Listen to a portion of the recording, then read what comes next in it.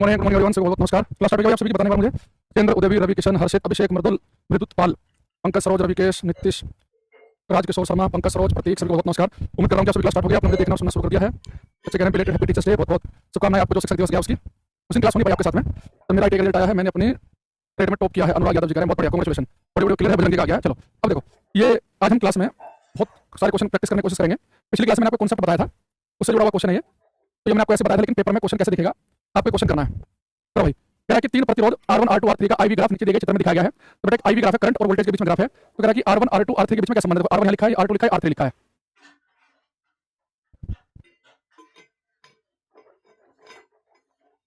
Actually ना symbol ऊपर नीचे हो गए। यहाँ से देखो क्वेश्चन ये बेटा, मैंने आपको पिछली क्लास में बताया था कि अगर आपके पास में I और V का ग्राफ होता है, जो चीज लिखी होती है y एक्सिस, हम पहले पढ़ते हैं। ये y एक्सिस है, ये x एक्सिस है। अगर आप देखें पेपर में उसने IV ग्राफ लिखा है, जो चीज y पे होगी उससे पहले पढ़ेंगे और जो x लिखी है उससे बाद में पढ़ेंगे। तो पिछली क्लास में आपको बताया, अगर आपके पास में करंट और वोल्टेज का ग्राफ हो, तो मैंने आपको कहा बेटा जो रेजिस्टेंस होता है, जो प्रतिरोध होता है, वो स्लोप के इनवर्सली प्रोपोर्शनल होता है, व्युत्क्रमानुपाती। जिसका स्लोप कम होगा उसका रेजिस्टेंस ज्यादा होगा, जिसका स्लोप कम उसका रेजिस्टेंस होगा ज्यादा। तो सबसे कम स्लोप बेटा किसका यहाँ पे R2 का, यानी कि जो R2 है इसका जो रेजिस्टेंस है वो सबसे ज्यादा होगा। इनमें सबसे ज्यादा रेजिस्टेंस किसका है, R2 का, ठीक है। और R2 का रेजिस्टेंस है सबसे ज्यादा, और सबसे कम किसका होगा, जिसका स्लोप ज्यादा है। R3 का रेजिस्टेंस कम होगा, भाई स्लोप कम ढाल कम तो रेजिस्टेंस ज्यादा, स्लोप ज्यादा रेजिस्टेंस कम, तो R3 सबसे कम होगा, R3 सबसे कम है और R2 सबसे ज्यादा है। इसका आंसर बनेगा डी ऑप्शन। तो जो बच्चे डी लिख रहे हैं इनका पंकज, सरोज, राजकिशोर शर्मा, इनका ठीक है। अनुराग यादव का गलत है ये। अभी क्या मैंने टॉप किया अपने यहाँ पे, नीतीश कुमार सिंह का भी गलत हो गया।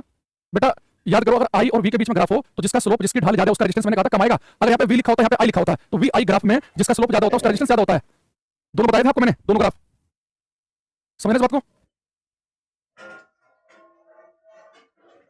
तो स्लोप कम तो रेजिस्टेंस ज्यादा, ये पिछली क्लास में बता चुका हूं मैं।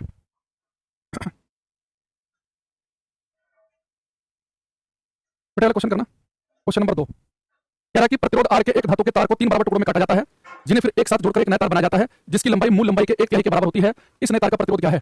A metal wire of resistance R cut into 3 equal pieces that are then connected side by side to form a new wire, the length of which is equal to 1/3 of the original length. The resistance of this wire is। बड़ा अच्छा question है, आपको ये करना है।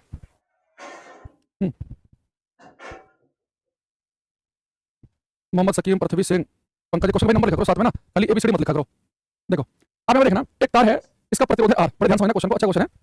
एक तार है, इसका प्रतिरोध है R, इसे 3 बराबर हिस्सों में काटा, ठीक है, 1 2 3। अब करेंगे 3 बराबर हिस्सों में काटेंगे, बेटा 3 बराबर हिस्सों में काटेंगे तो हर तार का रेजिस्टेंस होगा R/3 R/3 R/3, ठीक है। अब 3 बराबर हिस्सों में काटे करेंगे, फिर एक साथ जोड़कर एक नया तार बनाया जाता है, जिसकी लंबाई मूल लंबाई की एक तिहाई के बराबर है। तो मुझे बताओ, जब इस तार को 3 बराबर हिस्सों में काटोगे तो आपको कैसे जोड़ना चाहिए कि जो नया तार बने उसकी लंबाई मूल तार की लंबाई की एक तिहाई हो। भाई आपने सीरीज में जोड़ नहीं सकते, अगर आपने सीरीज में जोड़ोगे, एक तार ये है, एक ये है, एक ये, आपने सीरीज में जोड़ोगे, इसका अगला सिरा इसके पिछले से, इसका अगला इसके पिछले से, तो जो नया तार बनेगा उसकी लंबाई तो पहले के बराबर ही हो जाएगी। यानी कि बेटा एक तार जैसे आपके पास में ये है, एक ये है, ये 3 हिस्से काटे थे ना आपने, तो नया तार की लंबाई पहले एक हो गया, आपने पैरेलल में कनेक्ट करोगे। भाई आप एक बात समझो ना, ये पूरे तार की लंबाई L है, अब 3 बराबर हिस्सों में काटा, आपने पैरेलल में जोड़ देंगे, आगे वाले सिरे एक ना पिछले वाले एक जना, तभी तो नए तार की लंबाई पहले की एक तिहाई आएगी। तो पूरे तार की लंबाई तो L है, इसे 3 बराबर हिस्सों में आपको काटना है, और 3 बराबर हिस्सों में काट के कैसे जोड़ना है कि जो नया तार बने उसकी लंबाई पहले की मूल तार की 1/3 हो। यानी कि आपने क्या करना है, इनके आगे वाले सिरे एक जना जोड़ने हैं, पिछले वाले एक जना जोड़ने हैं। ये पूरे तार की लंबाई अगर L है, अगर पूरे तार की लंबाई L है, 3 बराबर हिस्सों में काटोगे, इसकी लंबाई L/3, इसकी भी L/3, इसकी भी L/3 हो जाएगी। अब इन्हें पैरेलल में जोड़ दो, लंबाई L/3 L/3 L/3, तो जो नया तार बनेगा उसकी लंबाई L/3 तो होगी, यानी आपको जोड़ना है पैरेलल में। और आपको मैंने बताया था कि अगर तार पैरेलल में जोड़ रहे हो और हर तार का रेजिस्टेंस अगर सेम है, अगर हर तार का रेजिस्टेंस सेम है तो आपने क्या करना है बेटा, किसी एक तार का रेजिस्टेंस पकड़ो, कितना है R/3, और जितने तारों से डिवाइड कर दो तो नए तार का रेजिस्टेंस हो जाएगा R/9। तो इसका आंसर सी ऑप्शन आएगा। तो इसका आंसर बनेगा सी ऑप्शन। बहुत सारे बच्चे इसका आंसर ए लिख रहे हैं, बेटा ए पता कब होता है, अगर वो कहता है कि तार को 3 बराबर टुकड़ों में काटा और एक नया तार बनाया, उसकी लंबाई मूल लंबाई के बराबर है। तो बेटा मूल लंबाई के बराबर कैसा होगा, आप तार को कट करके वापस वैसे जोड़ दो, तभी तो नए तार की लंबाई मूल तार के बराबर होगी। अगर तार को सीरीज में काट के सीरीज में जोड़ता तो सीरीज में काट जोड़ के काट के सीरीज में जोड़ने में पिछली क्लास में कोई फर्क नहीं पड़ता, तो आपका आंसर आ ही आता। लेकिन पूरे तार का रेजिस्टेंस R है, इसे 3 बराबर हिस्सों में काट के जोड़ा कैसे, इसने यहाँ पे डायरेक्ट नहीं बताया कि तार को सीरीज में जोड़ा कि पैरेलल में। सीरीज में जोड़ता तो R का बताते, और पैरेलल में बोलता तो आपको पता है कि हर तार का रेजिस्टेंस R/3 R/3 है। अगर हर तार का रेजिस्टेंस सेम हो तो पैरेलल में क्या करते हैं, किसी तार का रेजिस्टेंस पकड़ेंगे और जितने तारों से डिवाइड करेंगे R/9। और इसने सोचा कि बच्चा सोचे कि तार को कैसे जोड़ेंगे, इसका आंसर सी ऑप्शन आएगा। अरे क्लियरिटी आई कि नहीं आई, पहले बताओ मुझे। इस तार ये जो हमने जोड़ा है, इस क्वेश्चन को समझ पाई कि नहीं, मैं एक बार बताता हूं यहाँ पे नए पेज पर। ये बेटा मान लो कि हमारे पास में एक तार है, इस पूरे तार का जो रेजिस्टेंस है R है, लंबाई इसकी L है, मैं इसे 3 बराबर हिस्सों में काट रहा हूं, एक हिस्सा ये हो गया, मान लो कि एक हिस्सा ये हो गया और एक हिस्सा ये हो गया। अब कह रहा है कि इन्हें ऐसे जोड़ना है कि जो नया तार उसकी लंबाई मूल तार की लंबाई की एक तिहाई हो। तो एक तिहाई कैसे हो सकती है भाई, इस वाले तार को, ये वाला तार लिया आपने, इन्हें ऐसे जोड़ दो, पूरे तार की लंबाई L थी, हर टुकड़े की L/3 L/3, यानी कि आगे वाले से लेना पिछले वाले लेना, तभी तो यानी कि पैरेलल में जोड़ना पड़ेगा, ठीक है। ये क्वेश्चन करो, ये पेपर में आया है, ये भी क्वेश्चन नंबर 3 ऐड करेंगे। पूरी क्लास समझ में आ गया, एक बच्चा कह रहा है बाउंस कर रहा है, कोई बात नहीं, किसी किसी करना भी चाहिए, आपको समझ में आना बड़ा टफ काम हो जाएगा। बाकी बच्चों डेली क्लास में आते हैं, मेहनत करते हैं, प्रैक्टिस करते हैं, तो उन्हें कंपटीशन क्यों बढ़ाना है कि नहीं, जीवन में कुछ तो अच्छा काम करके जाएं। तो जीवन में अच्छा काम ये कर सकते हैं कि खुद से अच्छे से मेहनत ना करें, सफल ना हो, ताकि बाकी लोग जो मेहनती वो सफल हो जाए, तो किसी का किसी तरीके से भला कर सकते हैं। उदयवीर, कौशल, मोहित, बिल्कुल ऐसे कर सकते हैं, सही कह रहे हैं। रोहन साहू, करते रहो सभी। इसने कहा कि यदि n समान प्रतिरोधों को पहले श्रेणी क्रम में जोड़ा जाता है और फिर समानांतर क्रम में जोड़ा जाता है तो अधिकतम और न्यूनतम प्रतिरोध का अनुपात क्या होगा। n समान प्रतिरोध है, n समान प्रतिरोध है, तो मान लो कि सबकी जो वैल्यू है वो आर आर है, इसकी भी आर, इसके सब समान है ना, कह रहा है कि एन समान प्रतिरोध, तो एन कितने भी हो सकते हैं, 10 20 50 जो भी आपका मन करे, बेटा एन वाई है हमारे पास, सबका प्रतिरोध है आर आर। तो कह रहा है कि पहले जोड़ो सीरीज में, तो आपको बताया था मैंने सीरीज में क्या करते हैं, अगर हर तार का रेजिस्टेंस सेम हो सीरीज में, किसी एक तार का रेजिस्टेंस पकड़ो और जितने उससे मल्टीप्लाई करते हैं, और फिर कह रहा है कि पैरेलल में समानांतर क्रम में बेटा क्या करते हैं, अगर हर तार का रेजिस्टेंस सेम हो किसी एक तार का रेजिस्टेंस पकड़ो जितने उससे डिवाइड करते हैं, पिछली क्लास में आपको बता रखा है सारी बातें। तो एन समान प्रतिरोध को पहले जोड़ा श्रेणी क्रम में, तो श्रेणी क्रम में क्या करेंगे, एन रेजिस्टेंस है, एक का है आर, तो टोटल कितना बन गया एन आर, और फिर कह रहा है कि समानांतर क्रम में हर तार का रेजिस्टेंस कितना है आर, जितने उससे डिवाइड कर दो, तो कह रहा है कि अधिकतम और न्यूनतम प्रतिरोध का अनुपात ज्ञात कीजिए, मैक्सिमम और मिनिमम का रेशियो बताना है। तो आपको पता है कि मैक्सिमम रेजिस्टेंस कैसे मिलेगा, सीरीज से, सीरीज रेजिस्टेंस बढ़ता है और मिनिमम मिलेगा पैरेलल से। तो सीरीज में कितना था एन आर, पैरेलल में कितना था आर बाई एन, एन पहुंच गया ऊपर, आर साथ कट गया, निकल जाएगा एन स्क्वायर। जिन बच्चों का आंसर एन स्क्वायर आया है, सी आंसर उनका ठीक है, बाकी सबका गलत है। हमारे पास केशव वर्मा गलत आया, संजय मीणा जी का ठीक है, तो ये सब लिख रहे हैं, केशव वर्मा ने सी कर दिया, आदित्य कुमार का सही है, शुभम तोमर का सही है, जयप्रकाश, साहिल, बजरंगी, इन सबका सी है, मोहम्मद सकीम, ये बता रहे हैं गलत है। मैं बताओ, अगर आप क्वेश्चन नहीं कर पा रहे ना, और आपको पता है कि सीरीज में अगर हर तार का रेजिस्टेंस सेम हो किसी एक तार का रेजिस्टेंस लेंगे और जितने तारों से मल्टीप्लाई करते हैं, अगर हर तार का रेजिस्टेंस सेम हो पैरेलल में किसी एक तार का रेजिस्टेंस लेंगे जितने से डिवाइड करेंगे, उसके बाद भी नहीं कर पा रहे हैं, लेकिन आप लॉजिकली आप पुअर हो, आप लॉजिकली लगा पा रहे हैं। वो कह रहा है कि हमारे पास में n समान प्रतिरोध है, जब समान कह रहा तो हर तार का आर मान लो, तो कह रहा है कि जो समान प्रतिरोध है पहले श्रेणी क्रम में जोड़ना है, अगर हर तार का रेजिस्टेंस आर है, टोटल n है, तो सीरीज में कितना बनेगा एन आर बनेगा, किसी एक रेजिस्टेंस लेंगे आर, टोटल जितने से मल्टीप्लाई करते हैं सीरीज में, पैरेलल में करते हैं किसी एक तार का रेजिस्टेंस लेंगे जितने से डिवाइड करते हैं, फिर मैक्सिमम का अनुपात पूछ रहा है, तो मैक्सिमम तो सीरीज से मिलता है, सीरीज में रेजिस्टेंस बढ़ता है और मिनिमम किससे मिलेगा, पैरेलल से रेशियो निकाल लो। क्यों नहीं कर पा रहे हो तुम भाई ये चीजें, या तो आपने पीछे क्लास मिस की हुई है, या आप लोग लिखते नहीं हो, जब टीचर आपको पढ़ाता है आपके पास में कॉपी पेन नहीं होता, आप केवल मोबाइल चला के सुनते हो, इसके अलावा कोई वजह नहीं हो सकती कि क्वेश्चन गलत करने की, खाली मोबाइल चला के बैठ जाएंगे और जरा से मेहनत करने की कोशिश नहीं करेंगे। तो मैंने आपको ऐसे कई क्वेश्चन पूछे थे, और ये क्वेश्चन आपको पेपर में कैसे दिखाई देंगे, अब उस पर आ जाओ। क्वेश्चन नंबर 4 करो। अरे जो बच्चा है अहिर अभिषेक कुमार, बेटा टाइम पास करने की कोशिश मत करो क्लास में, ठीक है?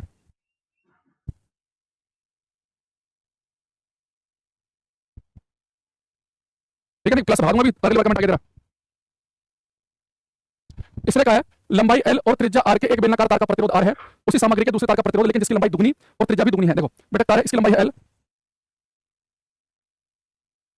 लंबाई एल और त्रिज्या आर, देखो त्रिज्या पे स्मॉल आर बेटा, ये इंग्लिश में लिखा है, लंबाई एल और त्रिज्या स्मॉल आर है, आर के एक बेलनाकार तार का प्रतिरोध कैपिटल आर है, उसी सामग्री के दूसरे तार का प्रतिरोध लेकिन जिसकी लंबाई दुगनी और त्रिज्या भी दुगनी हो। जब भी दो तार में कंपेयर करते हैं तो मैंने बताया था कि क्वेश्चन कैसे करेंगे, बेटा रेजिस्टेंस का फॉर्मूला क्या होता है, रो एल बाई ए, लेकिन यहाँ पे रेडियस का जिक्र किया तो 1 पाई आर स्क्वायर लिख दो। अगर दोनों तार सेम सामग्री के हैं तो दोनों की प्रतिरोधकता रेजिस्टिविटी सेम होगी, हटा दो, पाई एक न्यूमेरिकल वैल्यू 22/7 भी फिक्स से हटा दो। अब दूसरा तार उसकी लंबाई कितनी दुगनी, ऊपर दो लिख दिया, लंबाई ऊपर लिखा है, त्रिज्या भी दुगनी है, त्रिज्या लिखा है नीचे, लेकिन त्रिज्या पे स्क्वायर भी दुगने पे स्क्वायर भी कर देंगे तो 2/4 तो कितना गया 1/2, यानी कि जो दूसरा तार होगा उसका रेजिस्टेंस इसका आधा होगा। तो जिन बच्चों का आंसर डी है उनका सही है। राज किशोर शर्मा जी सही आंसर दे रहे हैं, हमें ये सब वर्मा का फिर से गलत है। ये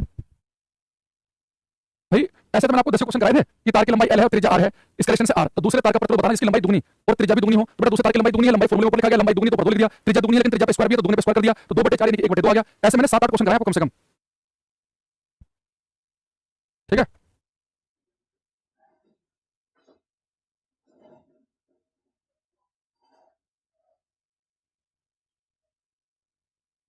क्वेश्चन नंबर ये करो 23 लिखा है इस पे, टू सकीम, विनय चौधरी, राजकिशोर, मृदुत पाल सरकार, लव कुमार करते रहो भाई। कह रहा है कि 2 ओम 4 ओम 1 और ओम 100 ओम का उपयोग करके न्यूनतम प्रतिरोध प्राप्त होता है। क्या अगर मैं इन सबको मिला दूं तो न्यूनतम प्रतिरोध कितना प्राप्त होगा ये आपको बताना है।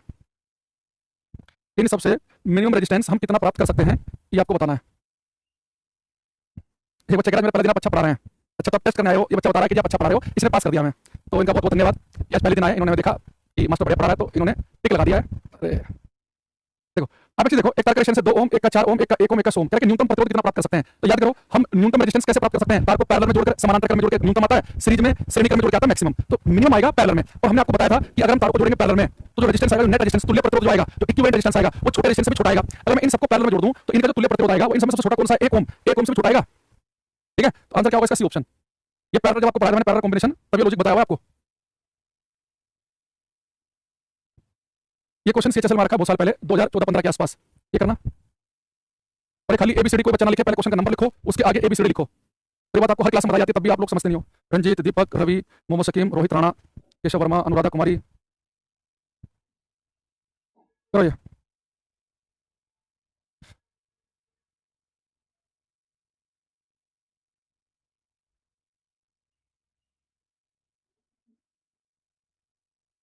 पता नहीं सब बच्चे करेंगे इस क्वेश्चन को।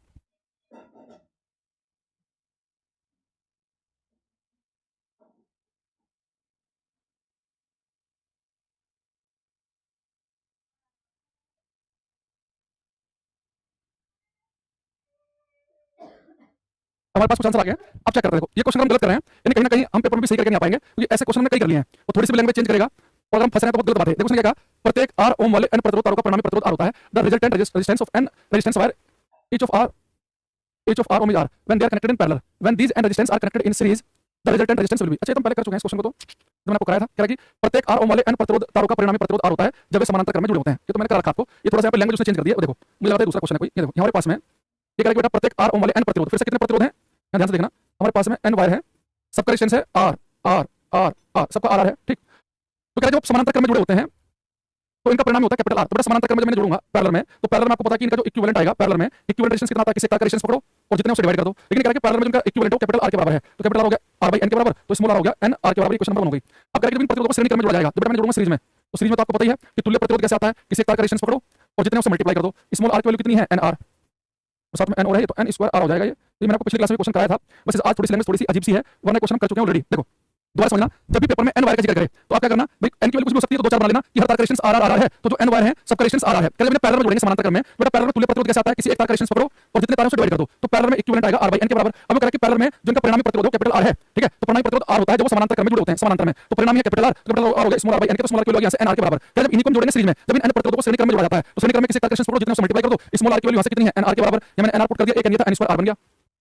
ऐसा क्वेश्चन हमने पहले भी किया हुआ है एक बार, ये करना, ये करो। क्वेश्चन नंबर 19, जितनी बातें मैंने आपको पीछे बताई सबके क्वेश्चन कर रहा हूं आज मैं।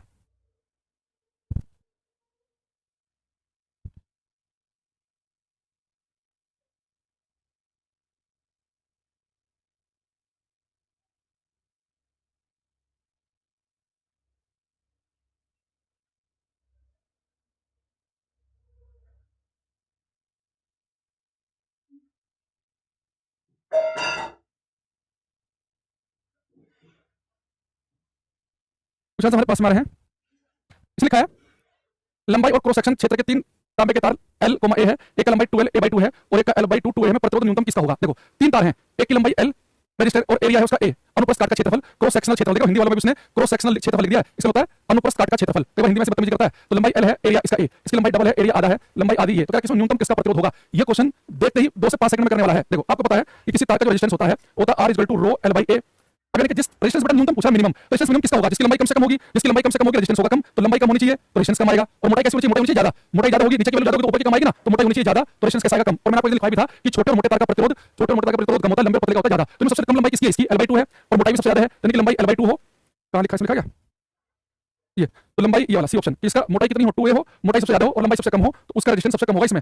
तो इनमें सबसे जो कम रेजिस्टेंस हो इसका ज्यादा इसका है। लंबे और पतले तार का रेजिस्टेंस ज्यादा होता है, छोटा तार लंबाई कम है मोटा भी है, छोटे मोटे का ज्यादा, छोटे मोटे का कम होता है, लंबे और पतले का ज्यादा होता है। ये मुझे देखकर अच्छा लगा कि लगभग सबका सही है। ये सब मैंने तो कसम खाई है कि आज एक भी आंसर सही आंसर नहीं दूंगा मैं, और कमेंट करूंगा 50 बार, और आंसर एक ठीक नहीं है इसका। मैंने इसके पिछले 5-6 क्वेश्चन देखे, एक सही नहीं कर रहा है।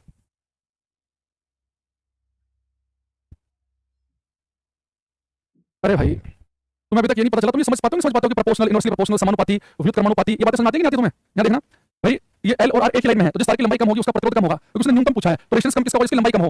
अगर नीचे की वैल्यू ज्यादा होगी तो ऊपर की कम होती है, तो जिसकी मोटाई ज्यादा होगी, मोटाई ज्यादा तो रेजिस्टेंस कम होगा, तो लंबाई कम रेजिस्टेंस कम, मोटाई ज्यादा रेजिस्टेंस कम, तो लंबाई कम से कम हो, मोटाई ज्यादा से ज्यादा हो। ये हमें लॉजिक पकड़ना है, ठीक है। कितने बजे क्लास होता है सुबह 8 बजे। ये बाबू आपको ये नहीं पता कि कब होता है। क्वेश्चन नंबर 18 किसी को गलत नहीं करना है। सत्तू कुमार, आपको ये नहीं पता चला क्लास कितने बजे होता है। अच्छा कह रहा है सर मेरा आंसर जाता टाइप नहीं कर पाता हूँ, कोई बात नहीं, तुम बस ये देखो कि जो पूछा जा रहा है तुम उसका आंसर सही दे रहे हो कि नहीं दे रहे हो, इससे ज्यादा कुछ और नहीं सोचना।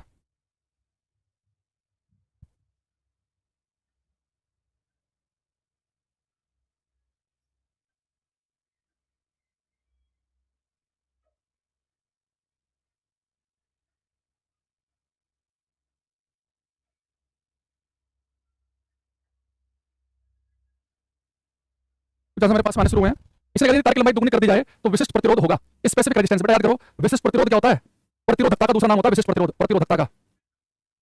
स्पेसिफिक रेजिस्टेंस क्या होता है, रेजिस्टिविटी, प्रतिरोधकता। तो आपको पता है कि रेजिस्टिविटी तो मेटेरियल पे डिपेंड करती है, लंबाई मोटाई पे डिपेंड करती नहीं है। तार की लंबाई दुगनी करो, 4 गुना करो, कुछ भी करो, कोई फर्क नहीं पड़ेगा, तो आंसर आएगा इसका डी ऑप्शन। बहुत सारे बच्चे कोई आधा बता दे रहा है, कुछ बता दे रहा है। मैंने कितनी बार बताया था कि रेजिस्टिविटी, प्रतिरोधकता, रेजिस्टिविटी का एक नाम क्या होता है, विशिष्ट प्रतिरोध। भाई प्रतिरोधकता या विशिष्ट प्रतिरोध एक नाम लिखा है हमने, स्पेसिफिक रेजिस्टेंस या रेजिस्टिविटी, इनका लंबाई मोटाई पे कोई फर्क पड़ता ही नहीं है, तो लंबाई दुगनी करो 4 गुना करो, फर्क नहीं पड़ेगा।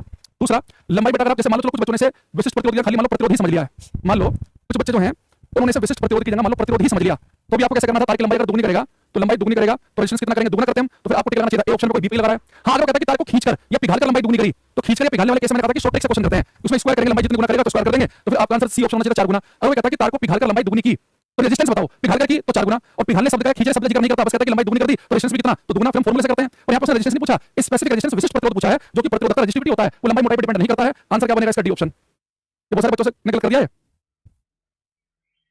अरे भाई एक क्लास में बड़ी समस्या, क्लास लाइव है क्या, क्लास लाइव नहीं लग रही है। और ये वो बच्चे होते हैं जो टाइम से आते भी नहीं है क्लास में, चलती क्लास के बीच में आएंगे फिर कमेंट की झड़ी लगा देंगे, और इन्हें कुछ बोल दो। अब एक बच्चा होशियार बन रहा था, मैं उसको भगाने वाला, क्लास परमानेंट ब्लॉक करने वाला, मैंने छोड़ दिया। फिर अब कुछ बोल दो, बच्चा बोल रहा है क्या दिमाग से पैदल हो गया, आप ये बोलते रहते हो। ये बच्चे से इरिटेट करते क्लास में आकर, क्वेश्चन पूछा उसका आंसर नहीं बताएंगे, क्लास लाइव है क्या, मेरा नाम क्यों नहीं लेते हो, मेरा कमेंट नहीं जाता है क्या, उसका कुछ से कुछ लिखेंगे, वो फालतू कमेंट करेंगे। ये कमेंट बॉक्स इसलिए है कि टीचर ने कोई क्वेश्चन पूछा, उसका आंसर बताओ, उसके अलावा एक भी चीज के लिए नहीं आई है। तो क्लास स्टार्ट गुड मॉर्निंग बोलते हो स्टार्टिंग ठीक है, लेकिन आप लोगों को क्लास लेनी नहीं आ रही, इतनी क्लास हो गई है, और कुछ कहते हो तो तुम ओवर स्मार्ट बनते हो हैं। तो बच्चा बोल रहा है इतना, मेरे सामने खड़ा हो, ये रो देगा, आंसू आ जाएंगे, इसके एक लाइन निकलेगी मुझसे, लेकिन यहाँ कमेंट बॉक्स में कुछ भी लिख दो, आती है, तो क्या करेंगे। क्वेश्चन नंबर 17 करो, 17।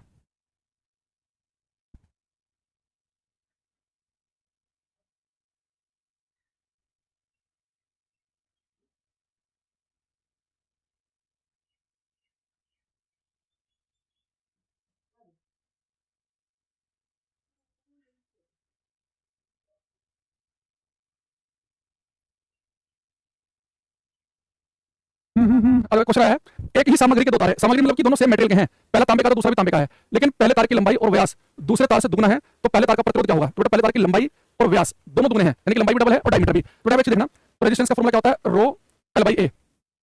रेजिस्टेंस का फॉर्मूला होता है रो एल बाई ए। तो मैं ऐसे लिख सकता हूं, किसी बच्चों को समस्या तो नहीं है, रो एल अपॉन एरिया के नाम लिखते हैं पाई आर स्क्वायर, यहां तक कोई समस्या नहीं है, ठीक है। अगर देखो इसने कि दोनों तार सेम ही सामग्री के, दोनों का मटेरियल सेम है, तो प्रतिरोधकता रेजिस्टिविटी दोनों की सेम हो गई। पाई न्यूमेरिकल वैल्यू ऐसे भी हटा दो। अब कह रहा है कि दूसरे तार की जो लंबाई है और व्यास डायमीटर जो है वो दुगना है, बेटा लंबाई दुगनी है तो मैंने दो लिख दिया, लंबाई ऊपर लिखा हुआ है। अच्छा डायमीटर दुगने का मतलब है कि रेडियस भी तो दुगनी होगी। तो अगर मैं कहूं कि रेडियस 6 है तो डायमीटर कितना होता है 12, डायमीटर व्यास तो रेडियस का दुगना होता है ना, तो अगर रेडियस 6 है तो डायमीटर होगा 12, अगर मैं रेडियस को दुगना कर दूं 12 कर दूं तो डायमीटर कितना होगा 24, यानी कि अगर डायमीटर डबल होता है रेडियस भी डबल होगी, तो रेडियस भी कर दी डबल, तो रेडियस लिखा नीचे तो 2 का स्क्वायर कर देंगे, तो 1/4 आ गया, सॉरी 2/4 आ गया, तो आंसर आएगा 1/2, जो पहला तार है उसका रेजिस्टेंस दूसरे वाले से आधा होगा, तो कितना होगा half of the resistance of the second wire, तो दूसरे वाले से बनेगा आधा, इसका आंसर बनेगा बी ऑप्शन। अब ऐसे इतने सारे क्वेश्चन कराने के बाद भी अगर मैं इसे सही नहीं कर पा रहा तो मैं और क्या करूं। इतने सारे क्वेश्चन मैंने आपको करा दिए हैं, जिसमें हमने बात की है कि लंबाई दुगनी है तो लंबाई ऊपर का फॉर्मूला में तुमने दुगना लिख दिया, व्यास डबल है तो रेडियस भी डबल होगी, त्रिज्या भी डबल होगी, रेडियस लिखा नीचे तो रेडियस डबल है, लेकिन रेडियस के ऊपर स्क्वायर भी है तो डबल के ऊपर स्क्वायर भी लिख दिया, तो 2/4 यानी कि 1/2, यानी अब इसका रेजिस्टेंस जो है वो दूसरे वाले से आधा होगा। भाई साहब अब तुम्हें लग रहा है अब कुछ क्या और अलग क्या करूं मैं। क्वेश्चन नंबर 15 करो।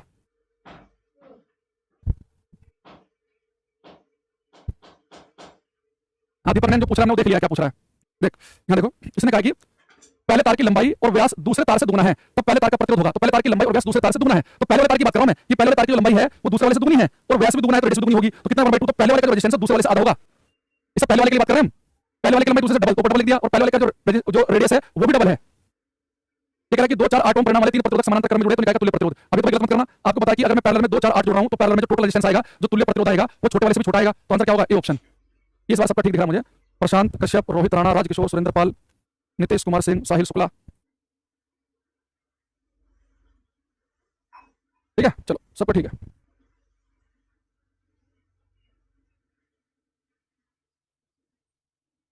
क्वेश्चन नंबर 12 मैंने आपको एक बार पहले पढ़ा रखा है, क्वेश्चन ये करो। इसने कहा है सेमीकंडक्टर्स आर दोज एलिमेंट, अति चालक वे तत्व हैं सुपर कंडक्टर। याद करो मैंने आपको बताया कि सुपर कंडक्टर वो कंडक्टर हैं जिनका रेजिस्टेंस, जिनका प्रतिरोध लगभग 0 हो, जिनका प्रतिरोध कम तापमान पर लगभग शून्य हो जाता है। याद आ रहा है, ये बात हमने पढ़ी थी क्लास में ऑलरेडी, लगभग 0। तो ये क्वेश्चन मैंने आपको पढ़ाया था कि Ohm's law is valid in case of, मैंने बताया था कि ओम का नियम जो है ये केवल कंडक्टर चालकों पे काम करता है, ये सेमीकंडक्टर, इंसुलेटर, सुपर कंडक्टर किसी पे काम नहीं करेगा। ओम का नियम केवल कंडक्टर चालकों पे काम करता है।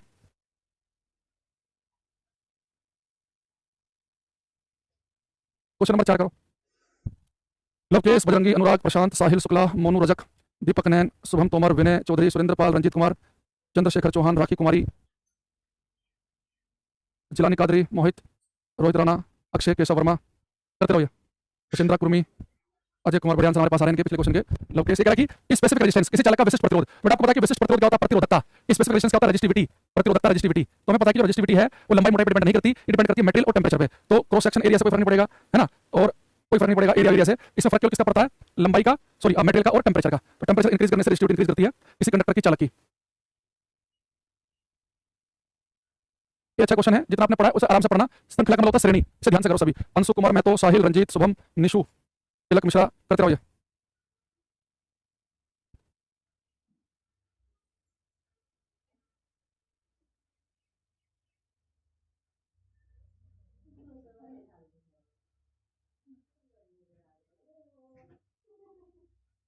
इसने कहा कि प्रत्येक आर ओम के 8 प्रतिरोध हैं, बेटा आर ओम के 8 प्रतिरोध हैं, दो दो प्रतिरोधों को जोड़े बनाने के लिए समानांतर क्रम में जोड़ा जाता है और इन जोड़ों को श्रृंखला की श्रेणी में जोड़ा जाता है, तो इसे जोड़ेगा तुल्य प्रतिरोध। There are 8 resistance of R ohm each, two resistance R connected in parallel to form couples and these couples are connected in series, then the total resistance of this combination. देखो बड़ा प्यारा क्वेश्चन है, आप चाहो तो दिमाग में भी कर सकते हैं इसे। 1 2 3 4 5 6 7 8, बेटा 8 रेजिस्टेंस हैं, 8 तारे, सबका प्रतिरोध है आर आर। 1 2 3 4 5 6 7 8, कह रहा है कि दो दो हमने पकड़े, इसे एक जोड़ा ये लिया, दो का एक एक ये लिया, एक ही, और पैरेलल में जोड़ दिया। बेटा मैंने शुरू के दो को पैरेलल में जोड़ूंगा ऐसे, फिर अगले दो मैंने जोड़े पैरेलल में, फिर अगले दो जोड़े पैरेलल में, और ये जोड़े पैरेलल में। इसका रेजिस्टेंस आर, इसका आर, इसका भी आर। मैं आपको बताऊं आराम से, जरूरत नहीं इतना ये दिमाग में होना चाहिए सारा काम।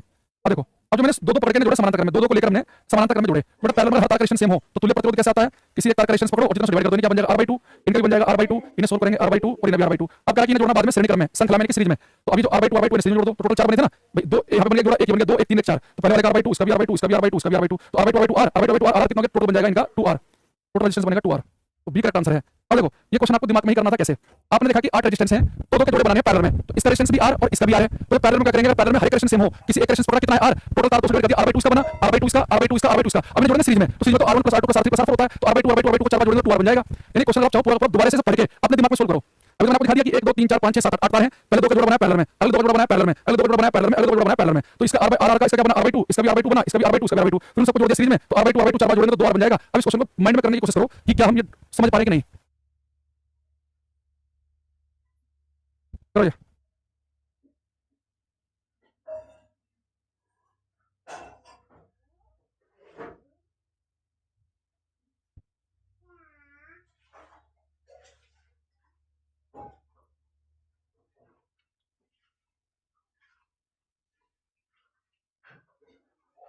हो गया?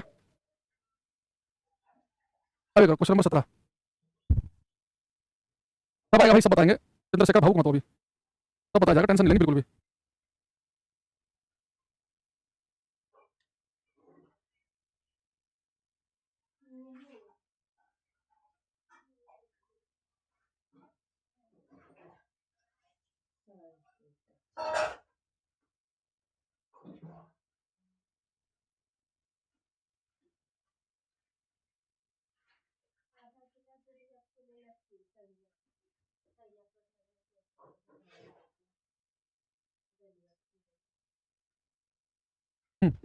चलो ये देखते हैं, काफी सारे हमारे पास में आ गए हैं।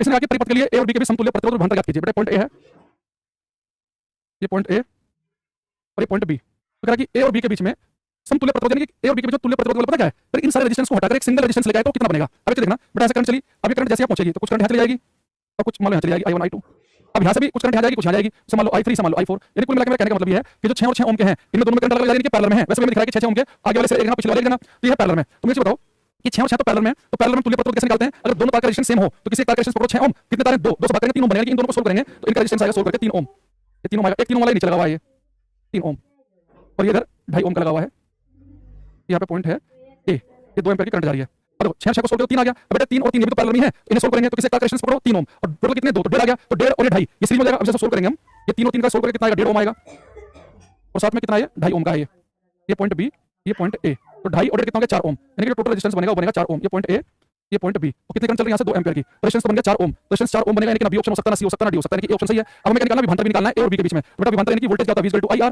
तो करंट कितनी पास कर रही है 2 ओम की, रेजिस्टेंस कितना 4, तो 4 दूनी 8 हो जाएगा, तो 8 वोल्ट हो जाएगा। आंसर क्या है हमारे पास में, ए ऑप्शन। तो 17वें का ए, बहुत सारे बच्चों को ठीक आंसर दिया हमें, लाइन से चाहे मनोज हो, केशव हो, विकास हो, सुरेंद्र पाल हो, रंजीत हो, अनुराग यादव, प्रदीप, अमित, केशव, लवकेश, सचिंद्रा, प्रशांत, जिलानी कादरी, बहुत बढ़िया, सबका आंसर ठीक था 17वां, ठीक है।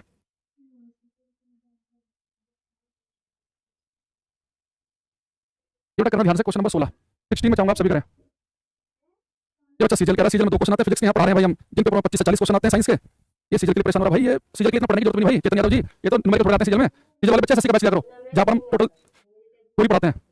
क्या कि लंबाई L अनुप्रस्थ काट क्षेत्रफल A तथा प्रतिरोध R वाले तार को टुकड़े में 2 L लंबाई वाले तार तक समान रूप से खींचा गया है। ध्यान समझो, मैंने तार को खींचने की बात करें, पिघलने की बात करें, तो नहीं क्वेश्चन होगा सो ट्रिक से, जब खींचने की या पिघलने की बात करें तो तार की लंबाई बेटा खींच कर दी 2L, तो शॉर्टकट वाले में मैंने क्या बताया कि लंबाई वाले केस में जितनी लंबाई करेगा उसका स्क्वायर कर देना, और जो स्क्वायर करके आएगा वही डायरेक्ट आंसर होता है लंबाई वाले केस में, तो इनके हो जाएगा 4 गुना, तो सोलवे का आंसर आएगा बी। तिलक मिश्रा, सचिंद्र, दीपक, नैन, पंकज, सरोज, बढ़िया आंसर दे रहे हैं सभी। चलो बाकी मिलते हैं कल आधे घंटा और न्यूमेरिकल टाइप के क्वेश्चन करेंगे, फिर आएंगे थ्योरी पे, ठीक है, बाय, थैंक यू एवरीवन।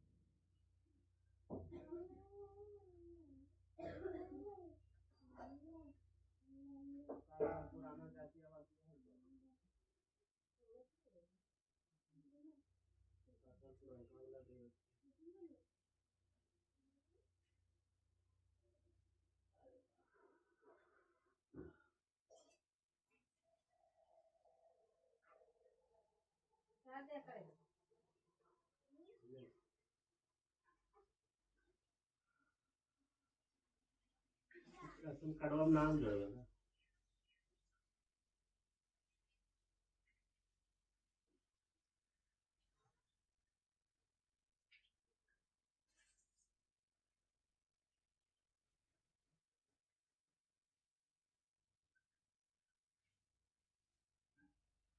भाई पासबुक तो है अभी जाती है